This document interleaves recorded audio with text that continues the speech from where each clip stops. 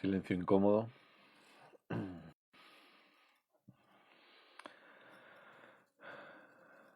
Hola, hola. ¿Qué tal? Muy buenas a todos. Clase número 11. Vamos a seguir. ¿Estáis con ganas?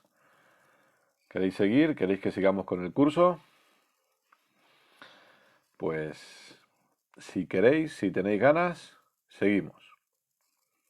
¿Cómo interpretar correctamente las escrituras? Clase número 11. ¿Sí? ¿Preparados?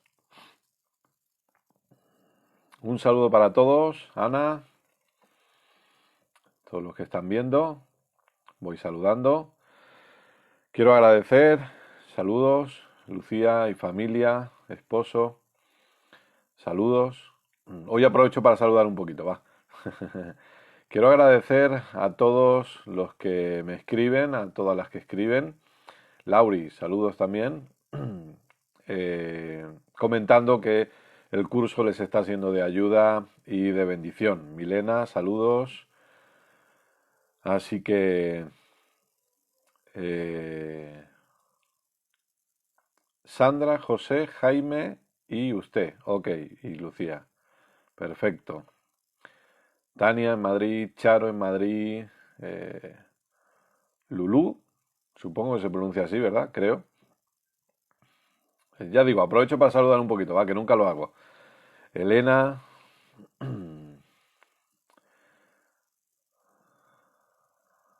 Amado César, un fuerte abrazo. Amado César, ¿qué tal? Marie y supongo que Ángel y Joana también por ahí. Exacto, Elena en Denia, perfecto. Madrid. Nada, permitidme que hoy salude un poquito, va. No voy a entretenerme mucho. Desde Florida, Lulú, sí, perfecto.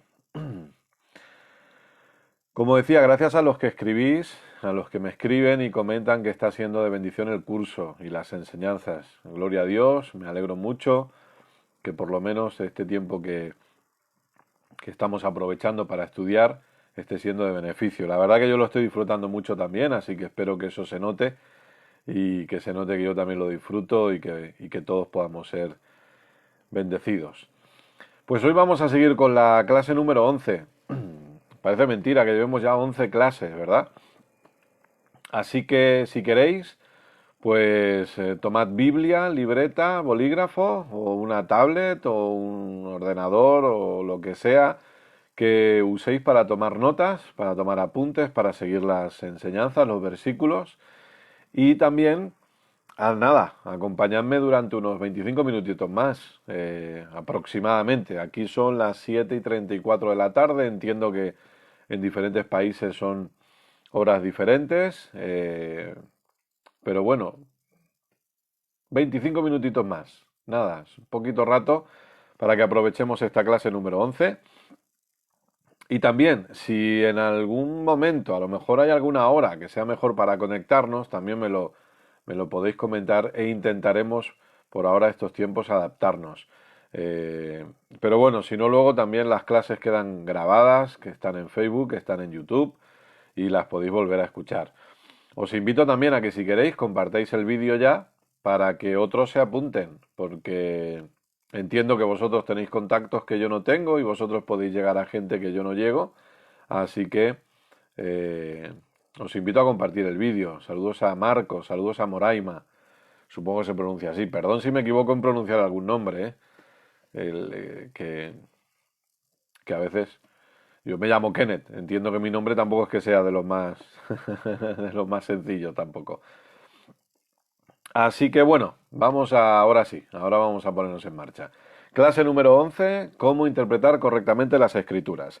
Y para ello vamos a seguir haciéndolo respondiendo la pregunta que nos hacíamos el otro día. Hemos respondido la primera pregunta, que es ¿a quién le está hablando? Es decir, cuando leo la Biblia tengo que preguntarme primero quién habla, mejor dicho, perdón, quién habla. Y la que vamos a hacer ahora, que es la que estamos estudiando ahora, es ¿a quién le está hablando? No tenéis 10 clases anteriores, si os habéis perdido alguna, están disponibles en el canal de YouTube. Las podéis escuchar, las podéis ver, podéis tomar apuntes y sin ningún problema. Ahora vamos a ir directo a responder la pregunta ¿a quién está escribiendo? Es necesario que cada vez que nosotros estudiamos la Biblia y cada vez que nosotros vamos a estudiar o a leer, nos hagamos esta pregunta: ¿a quién le escribe?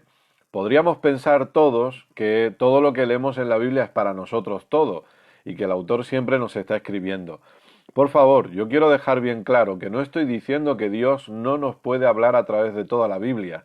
No es eso lo que yo digo. Dios puede hablarnos a través de toda la Biblia, sin ningún tipo de duda. Pero, ¿qué es lo que Dios va a hablarnos? Ese es el punto.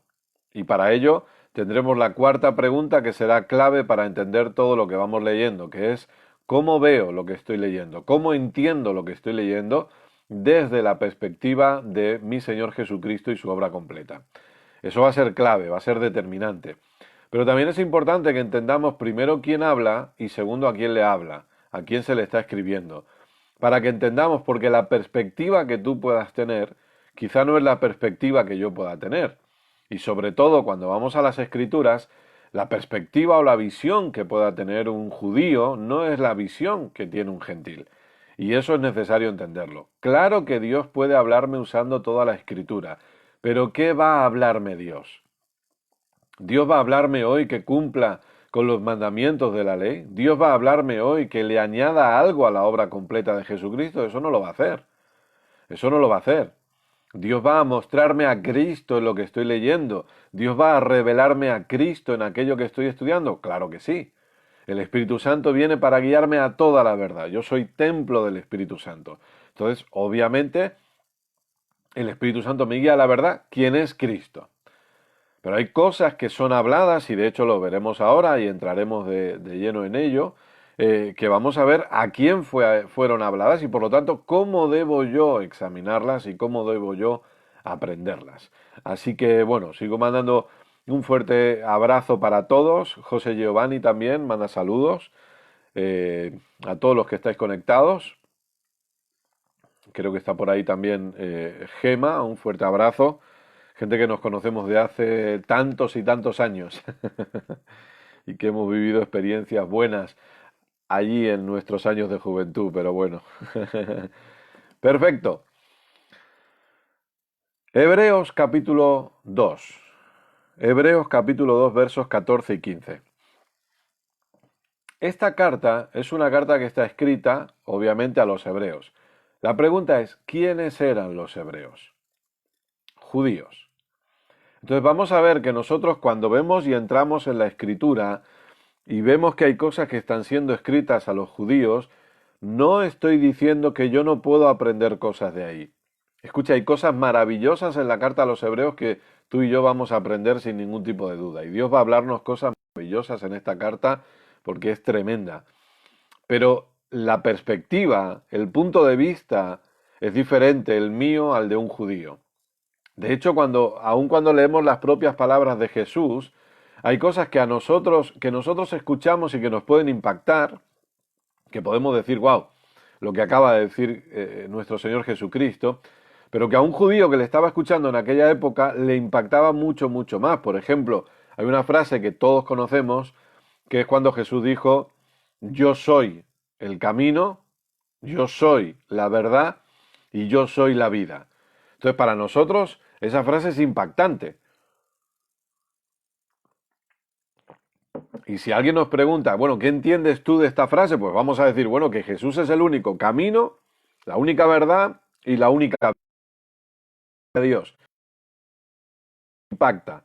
Pero escucha, cuando un judío está ahí sentado o de pie y está escuchando a nuestro Señor Jesucristo hablar y de repente en esa conversación Jesús dice, porque yo soy el camino, hay dos palabras que sobresaltan en el corazón del judío, en la mente del judío, que son las palabras yo soy. Porque recuerda que así es como Dios se presentó a Moisés y como Dios le dijo a Moisés, bueno, cuando me pregunte le dijo Moisés, ¿quién me envía? ¿Qué les digo? Y Dios dice, el yo soy. Y cuando Jesús exclama yo soy, lo que está en la mente de un judío es un golpe, porque les está diciendo, aquel Dios que os liberó de Egipto, Aquel Dios que liberó al pueblo en aquella época de las garras de Faraón, ese es el que está aquí ahora, en carne y hueso. Ese es el yo soy. Entonces, es necesario que entendamos no solo quién está hablando cuando leo la Biblia, sino a quién le está hablando. Y repito, y perdóname que sea tan pesado, pero esto lo tengo que dejar claro. ¿Dios me puede hablar a mí por medio de toda la Biblia? Sí. Yo no estoy diciendo que no, pero no me va a hablar ciertas cosas que habló a otros en otra época. Porque si ahora Dios va a hablarme a través de toda la Escritura, siempre será para llevarme a Cristo, para mostrarme a Cristo, para revelarme a Cristo, para que Cristo siga siendo formado en mi vida. Ese es el punto. Y eso es lo que necesito entender. Entonces, cuando vengo a Hebreos, por ejemplo, Hebreos capítulo 2, versos 14, quiero que leamos primero aquí, luego iremos al capítulo 1 y luego nos iremos un poquito más adelante. Espero no estar hablando demasiado rápido, para que veamos algo. Hebreos capítulo 2, versos 14 y 15. Dice así: Así que por cuanto los hijos participaron de carne y sangre, él también participó de lo mismo para destruir por medio de la muerte al que tenía el imperio de la muerte, esto es, al diablo, y librar a todos los que por el temor de la muerte estaban durante toda la vida sujetos a servidumbre. ¿Quiénes eran estos? El pueblo judío.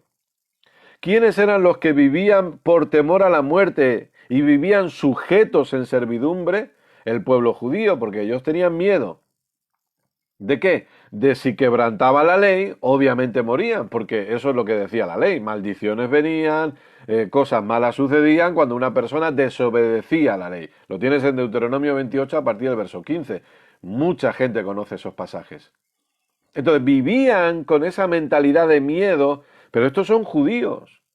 Ellos le tenían temor al no poder practicar correctamente la ley, porque sabían que si quebrantaban un solo mandamiento de la ley, automáticamente se volvían culpables de toda la ley. Gracias a Dios, en Éxodo 19 y Éxodo 20, cuando se establecen los mandamientos, se establece el sistema de la ley, también se establece un sistema de sacrificios, porque obviamente Dios sabía perfectamente que el ser humano no iba a poder cumplir con esos requisitos. Entonces, para solucionar eso, hay un sistema de sacrificios. Pero esta es una carta escrita a judíos. ¿Que yo puedo aprender mucho y puedo ver cosas importantes? Sí, pero fíjate cómo empieza. Dios, capítulo 1, verso 1 de Hebreos, habiendo hablado muchas veces y de muchas maneras en otro tiempo a los padres por los profetas, ¿quiénes son estos? Los judíos. En estos postreros días nos ha hablado por el Hijo. Ahora, desde el inicio de la carta, el autor, que la Biblia no nos dice quién es, algunos dicen Pablo, otros, bueno, nosotros no vamos a decir quién es porque la Biblia no lo dice. Pero el autor, inspirado por el Espíritu Santo, desde el primer momento quiere dejarle algo claro a esta gente. Y es que Jesucristo está muy por encima de todo lo demás. De todo lo que ellos han entendido, de todo lo que ellos han vivido, de todo el sistema que han experimentado por más de 1500 años. Jesucristo viene para establecer un reino diferente, un sistema diferente que es superior al sistema que ellos habían estado viviendo. Ahora, cuando nosotros nos metemos en la carta a los hebreos y empezamos a estudiar esta carta, que personalmente te recomiendo que lo hagas, que puedas dedicarle tiempo a estudiar esta carta, y vamos avanzando, cometemos un grave error si por mucho que avancemos en la carta perdemos de vista la realidad de a quién le está escribiendo. Porque le está escribiendo a los judíos. Entonces, llegamos al capítulo 10. Y vamos a leer un verso interesante. Y vamos a tratar aquí de matar una vaca sagrada, por así decirlo, ¿no? De ir despejando cosas. Hebreos capítulo 10, verso 26. ¿Estáis conmigo? El sonido llega bien, el vídeo, el audio, imagen.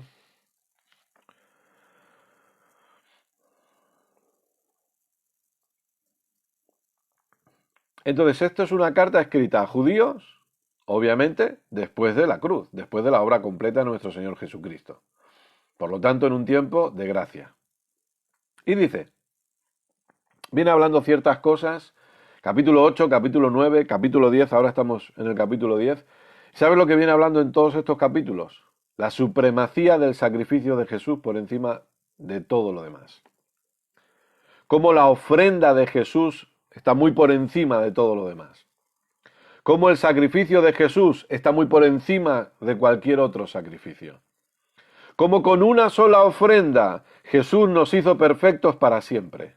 Cómo con una sola ofrenda, con un solo sacrificio, Jesús hizo lo que nunca se podía haber hecho con miles y miles de sacrificios de animales. Y cuando viene hablando todo eso, dice, verso 26, porque si pecáremos voluntariamente después de haber recibido el conocimiento de la verdad, ya no queda más sacrificio por los pecados, sino una horrenda expectación de juicio y de hervor de fuego que ha de devorar a los adversarios. Fíjate qué tremendo. El problema es cuando sacamos estos versos y los descontextualizamos, los sacamos de su contexto y no nos preguntamos, un momento, ¿a quién le está escribiendo esto? Porque esto no se lo ha escrito a Roma, tampoco se lo ha escrito a Corinto. ¿A quién le está escribiendo esto el autor? No se le está escribiendo a Éfeso.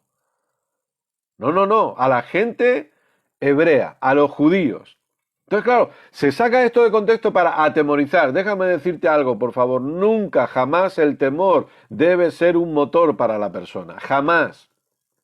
Jamás. Hay gente que dice, aunque sea por miedo al infierno, que la gente venga a Dios, que eso es lo importante. No, el miedo dura lo que dura, pero luego se va. El miedo nunca es una buena motivación. El temor nunca es una buena motivación. Y lo que no debemos hacer es, dentro de la iglesia, hacer que los creyentes se muevan por miedo y hacer que los creyentes vivan bajo el temor. Porque así es como vivían los judíos, hemos leído en Hebreos 2, bajo la ley. Vivían con miedo. Pero ahora no puede ser.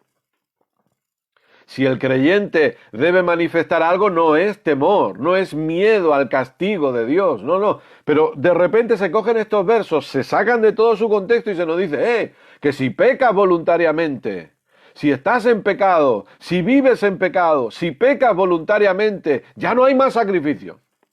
Si voluntariamente después de haber conocido pecas, ya no hay más sacrificio. Entonces se ponen detrás de púlpitos para amenazar a la gente y para darle miedo a la gente diciendo, que si pecáis voluntariamente ya no hay más sacrificio. Espérate un momento. ¿A quién se le está escribiendo esta carta? ¿De qué me está hablando? ¿Me está hablando de una acción de pecado normal y corriente? ¿Me está hablando de mentir? ¿Me está diciendo que si mientes voluntariamente ya se acabó? ¿Ya no hay más sacrificio de pecado por mí? ¿Me está diciendo que si adulteras voluntariamente ya se acabó? ¿Que si haces algo se acabó? No está diciendo eso. ¿De qué me está hablando aquí Hebreos capítulo 10, verso 26? Entonces, por eso debo preguntarme, ¿a quién se le está escribiendo? Bueno, se le está escribiendo a los judíos. Entonces vamos a examinar eso. Si se le está escribiendo a los judíos y se les dice, si pecáremos voluntariamente, después de haber recibido el conocimiento de la verdad, ¿cuál es el conocimiento de la verdad? ¿Qué es lo que hemos ido aprendiendo en las lecciones anteriores? Que no debemos nunca olvidar cuando leemos un texto, su contexto. ¿Cuál es el conocimiento de la verdad? Que hay un sacrificio superior a todos los demás sacrificios. Hay un sacrificio que ha hecho lo que ningún otro sacrificio podría hacer, y ese es el sacrificio de nuestro Señor Jesucristo. Ese es el conocimiento de la verdad. Entonces dice, si después de haber conocido eso, lo que ocurre es que ya no queda más sacrificio por los pecados. ¿De qué está hablando? Lo que les está diciendo es, señores judíos, señores hebreos, si ustedes pecan voluntariamente, después de haber conocido el sacrificio de Jesús, pero ustedes deciden volver a los sacrificios de animales, sepan que eso no sirve. Ya no hay más sacrificio. Escuche, hoy ya no hay más sacrificio válido, sino el sacrificio de nuestro Señor Jesucristo. Es de eso de lo que nos está hablando aquí. Entonces, si nosotros vamos a interpretar las Escrituras, preguntémonos, bueno, ¿a quién le habla? Bueno, le está hablando a los judíos. Ok, lo que les está diciendo es, escuchen, después de la cruz no existe un sacrificio superior al de Jesús y ya todos los demás sacrificios quedan anulados. O vivimos por la fe en Cristo y en esa obra completa o no, pero lo que no podemos hacer es tratar de vivir por medio de unos sacrificios que ya no sirven. Es de eso de lo que está hablando. No le está hablando a que si yo peco, ya está. Ya Dios no me perdona más, porque, ¿sabes una cosa? A mí eso me lo enseñaron. Y viví mi adolescencia y juventud cristiana con miedos, sufriendo, pensando que Dios no me amaba más, que Dios no me quería más, porque si peco voluntariamente se acabó. Pero no es eso lo que está diciendo. Lo que está diciendo es que solo hay un sacrificio vigente. Solo hay una sangre ahora que clama incluso más alta que la sangre de Abel. Y que no debo recurrir a otros sacrificios porque el único que es válido es el de nuestro Señor Jesucristo. Entonces no les está diciendo, ya está, ya no hay perdón para ustedes. Lo que les está diciendo es que como ustedes decidan volver al sacrificio de animales, sepan que esos no valen y que no hay otro sacrificio. El único sacrificio válido es el sacrificio de Jesús. Después de la obra completa de nuestro Señor Jesucristo, cualquier otro sacrificio ya no sirve. Eso es lo que está diciendo aquí. Porque le está escribiendo a Hebreos. Entonces, ¿cuál era el pecado al que estos podían volver? Bueno, el pecado al que ellos podían volver es el pecado de retroceder.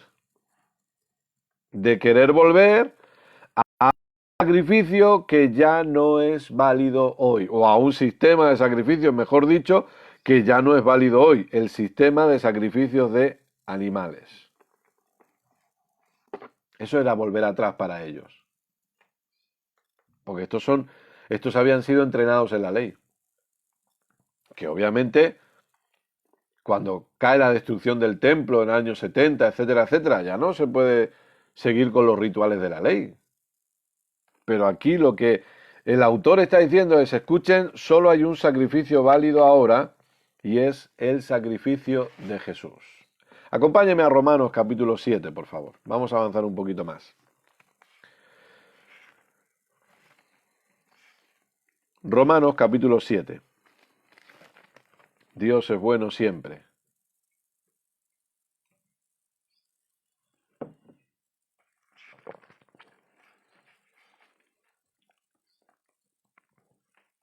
Y después nos vamos a Santiago. Romanos 7.1 dice así. ¿Acaso ignoráis, hermanos? Pues hablo con los que conocen la ley, que la ley se enseñorea del hombre entre tanto que éste vive. Fíjate, ¿a quién le está hablando ahora aquí el apóstol Pablo? Pablo le está escribiendo a la iglesia en Roma, pero en medio de esa carta suelta un comentario y dice, ¿acaso ignoráis, hermanos? Como va a hacer una pregunta respecto a la ley, Pablo dice, bueno, hablo con los que conocen la ley. ¿Quiénes eran los que conocían la ley? Yo creo que la mayoría de los romanos no conocían la ley judía. Obviamente le está hablando a aquellos que conocen la ley. Santiago capítulo 1.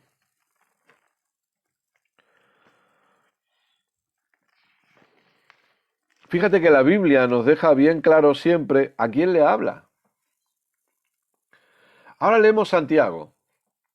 Y Santiago, a veces hay personas que cuando se meten en Santiago capítulo 2, y esto lo veremos más adelante, pero bueno, se meten en Santiago capítulo 2 y piensan que es una contradicción con el sistema de gracia que Pablo predicó de forma, por así. Entonces algunos llegan a pensar incluso que Santiago y Pablo se contradicen, pero no tiene nada que ver. Ahora, la mayoría de cartas escritas por Pablo, ¿a quién están escritas? A gentiles. ¿Qué conocimiento tenían los gentiles de la ley judía? Mínimo. Mínimo. ¿Sí? La carta de Santiago, ¿a quién está escrita? Entonces algunos piensan que, bueno, Santiago porque Santiago habla de obras, claro, pero ¿de qué obras? ¿Y a quién le está hablando? ¿Santiago habla de obras como un requisito para poder obtener la salvación? No, sería una locura. Porque recuerda que ya no solamente leemos el contexto de cada texto, sino que lo examinamos desde la visión general de toda la Biblia. Y examinando eso desde la visión general de la Biblia, sería una locura pensar que Santiago me está diciendo que debo añadirle obras a lo que Jesús ha hecho por mí. Porque mi salvación depende de mi fe, pero también de mis obras. No, mi salvación no depende de mis obras. Mi salvación ha sido un regalo absoluto de la maravillosa gracia de Dios. Lo que sí Santiago me dice es, si tienes fe vas a tener obras. Porque, escucha bien, la fe siempre tiene acciones correspondientes a lo que cree. Y eso es lo que Santiago habla. Lo que Santiago me quiere enseñar es, escucha, la fe sin obras es muerta. ¿Pero en qué sentido? La fe siempre va a ir acompañada de obras, pero no para obtener algo de Dios, sino como resultado, como una consecuencia de la misma. Y ahí es donde a veces hay gente que ha tenido problemas con el tema de la gracia. Y a veces han tenido problemas cuando se enseña gracia y se enseñan las acciones correspondientes. La gente dice, bueno, pero no era por gracia. Es que sí, todo lo que Dios ha hecho a favor del ser humano es por pura gracia. Claro que sí, sin ningún tipo de duda. Pero la fe tiene acciones correspondientes. Y no dejamos de hacerlas. Dentro de la serie La fe que recibe, una de las cosas que enseñé fue que la gracia jamás me llevará a dejar de hacer lo correcto. Mucho menos me impulsará a hacer lo incorrecto. Nunca. La gracia no va a llevarme a dejar de hacer lo correcto, pero tampoco me impulsará a hacer lo que es incorrecto. Yo necesito entender eso. Entonces, Pablo y Santiago no se contradicen, pero si me permite decirlo de esta manera, el público de Santiago es diferente al de Pablo en la mayoría de sus cartas. ¿Cómo lo sabemos? Fácil, solo hay que leer. Santiago capítulo 1, verso 1. Santiago, siervo de Dios y del Señor Jesucristo, a las 12 tribus que están en la dispersión. Salud. ¿Quiénes son las 12 tribus?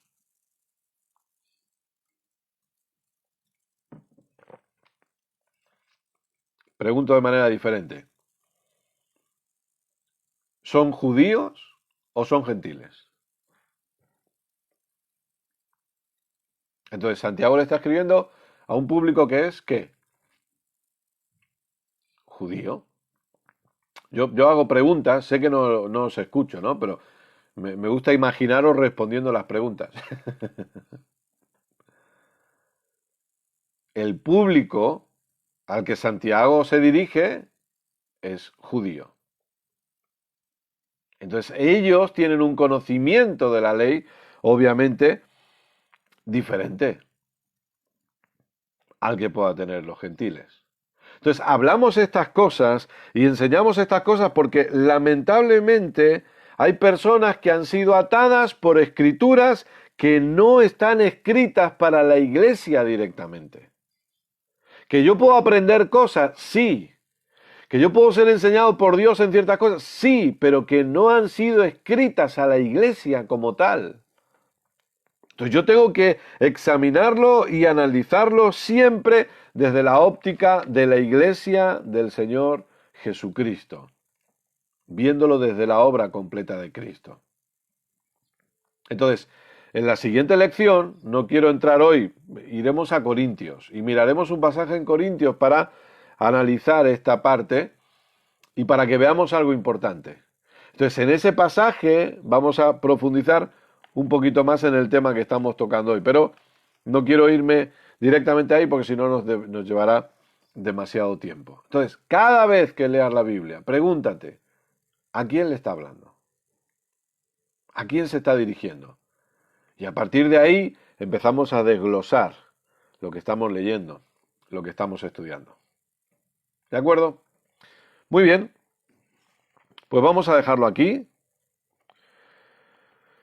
Y si queréis, mañana a las 7:30, hora de aquí, nos volvemos a encontrar. Ya sabéis que esto está grabado, queda disponible, quedará luego en el canal de YouTube. Os invito a suscribiros al canal de YouTube si queréis. Os invito a compartir el vídeo si queréis también con otras personas.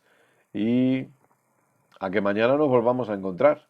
Si queréis, estaremos de 20 a 30 minutos enseñando un poquito más, resolviendo o respondiendo esta pregunta: ¿a quién le está hablando?